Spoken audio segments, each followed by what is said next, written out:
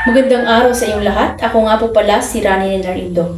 At bago ko simulan ang aking talumpati, nais ko pong ipaabot ang aking pasasalamat sa pagkakataong makapagbahagi ng isang napakahalagang paksa na patuloy na humahamon sa ating bansa. Isa sa mga sugaring hindi mawawala-wala at tela naging parte ng ating araw-araw na buhay ay ang matinding problema sa traffic. Sa tuwing bubangon tayo sa umaga, palagi nating inaalala kung ilang oras pa ulit ang maubos bago makarating sa ating pupuntahan. Ang trapiko ay hindi lamang simpleng pagkakaantala. Ito ay nagdudulot ng pagkapagod, pagka-stress at malaking kawalan ng oras para sa pamilya, pag-aaral at trabaho. Ngunit, bakit nga ba tila walang katapusan ang problema ito? Una, patuloy ng pagdami ng mga sasakyan. Ngunit hindi naman kasabay ang paglawak at pag-ayos ng ating mga kalsada. Sa bawat araw na lumipas, dumarami ang pumapasok ng mga sasakyan sa lansangan. Ngunit nanatili ang mismong laki ng ating mga daan dahil dito naging masikip, mabagal at magulo ang daloy ng mga motorista. Pangalawa, naroon ang problema ng kakulangan sa disiplina. May mga driver na hindi sumunod sa tamang patakaran, magka-counterflow, humihinto sa gitna ng kalsada, hindi nagbibigay daan o kayang biglang lumiko na walang sinyas. Maliit man itong tignan, ngunit ang mga pagganitong asal ay nagdudulot ng malaking abala at panganib sa kalsada.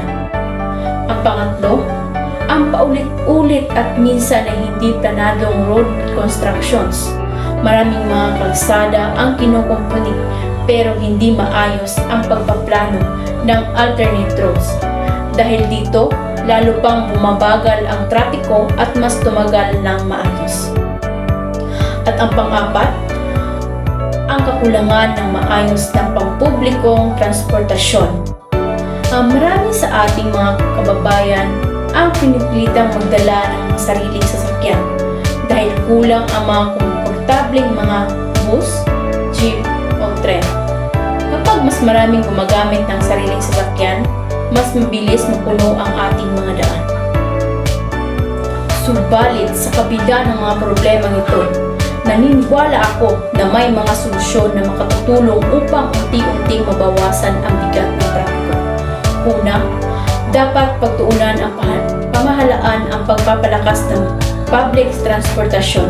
Kung maayos, malinis, mabilis at ligtas ang pampublikong sasakyan, mas maraming Pilipino ang pipiling huwag magdala ng sariling sasakyan. Ito ay malaking tulong upang lumiit ang bilang ng sasakyan sa daan. Pangalawa, kailangan ang mas mahigpit na pagtutupad ng mga batas trapiko. Hindi sapat na ang batas, kailangan ito'y sundin ng lahat.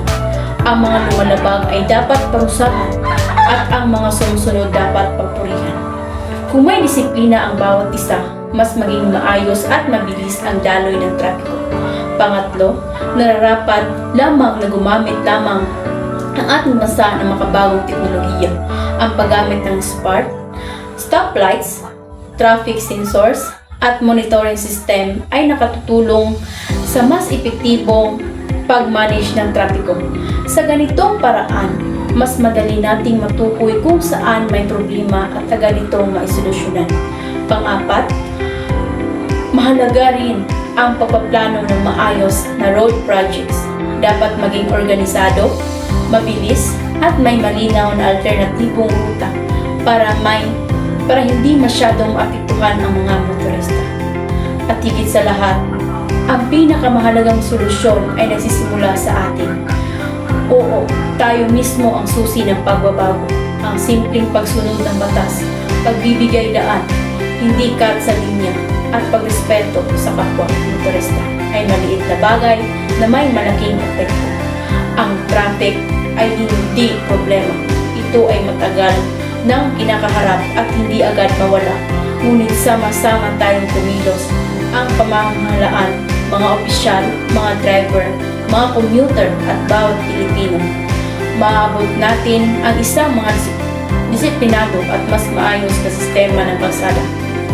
Naway magsilbi itong paalala ng pagbabago ay posible basta't mayroon tayong malasakit at disiplina. Maraming salamat po. Magandang araw sa inyong lahat.